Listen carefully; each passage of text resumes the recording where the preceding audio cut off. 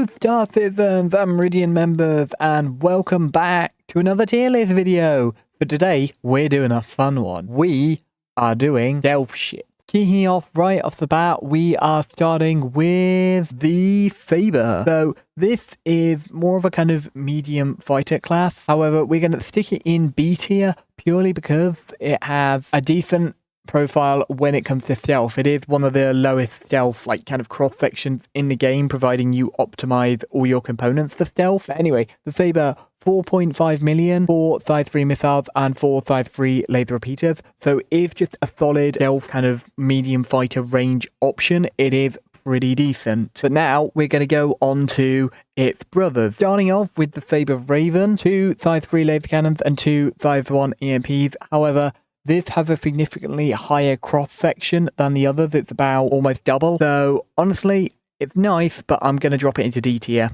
It's okay, it's pretty, but although it has EMPs, not great for stealth. Personally, I don't feel. Better than some of the others though. Going on to the Comet, this is a much better option as it's priced at 4.9 million, so not much more than the original Sabre. 4 size 3 missiles, 2 size 3 plasma scatterguns, and 2 size 3 laser cannons. So I'm going to put it solidly next to its brother, the Sabre. Now we do get to the final Sabre, which I think is more of the true stealth ship on this list, which is the Sabre Firebird. 5.9 million, so a whole million more expensive than the Comet. But it has 24 size 3 missiles and 2 size 3 Gatling, and a similar profile to both the Comet and the original Sabre itself. However, I'm going to bump this up into S tier because this actually fits the profile of a stealth fighter.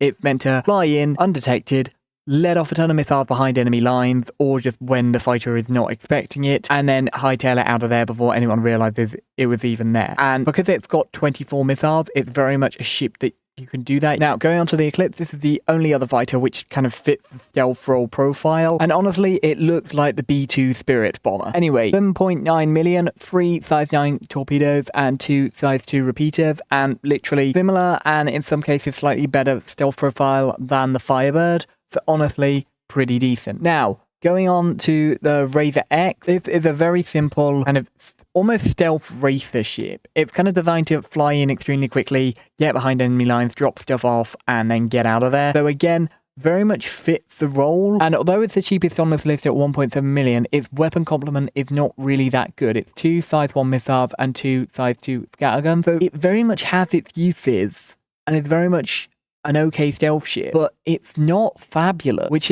is the annoying thing, because I feel like if you upped its weapons a bit, it would be quite good. And its stealth profile is only slightly better than the Ravens as well.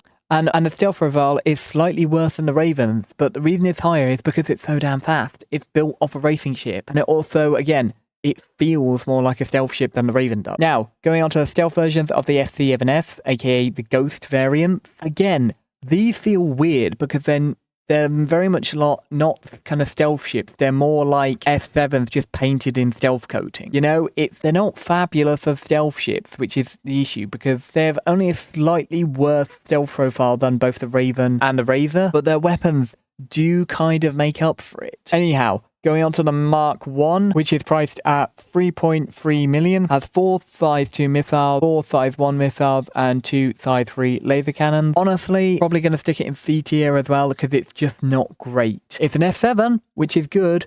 Stealth profiles, not fabulous, to be honest. Going on to the Mark II, 5.4 million, 8 size 1 missiles, and 2 size 4 Gatling. So, slight weapon increase there, but again, not a lot. And going on to the Mark II, 5.4 million, 8 size 1 missiles, and 2 size 4 Gatlings. So it does have a bit of a weapon size increase there, but it's going beside its younger brother in C tier, because honestly, not fabulous. Now, going on to the Prowler, this is a bit of an interesting one, and I feel like I'm going to start some arguments here as to where I place it. But anyway, first of all, its stealth profile is like 4 times and sometimes 5 times higher than all of the other ships on this list, and that is very much because it is a cargo ship and gunship. But it is like the first kind of stealth gunship and cargo transport we actually have. And I do think it looks beautiful. So honestly, although it does cost 19 million or 18.7 million if you want to be pedantic, and only has 2 size 5 ballistic cannons and 2 size 3 laser cannons, it kind of is going in A tier.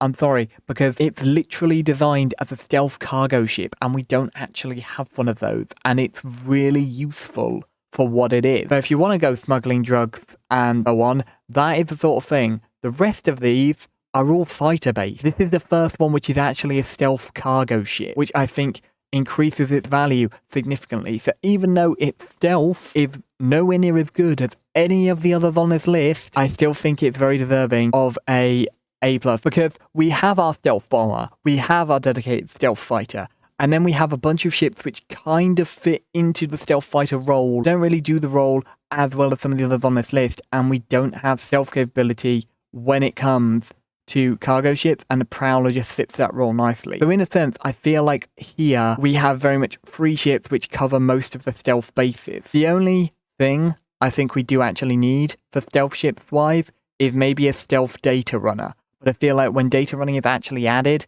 the Raven could be upgraded for this role, or they could potentially add another ship, or indeed upgrade the Mercury Star Runner to be that sort of ship. So that about wraps it up for this video.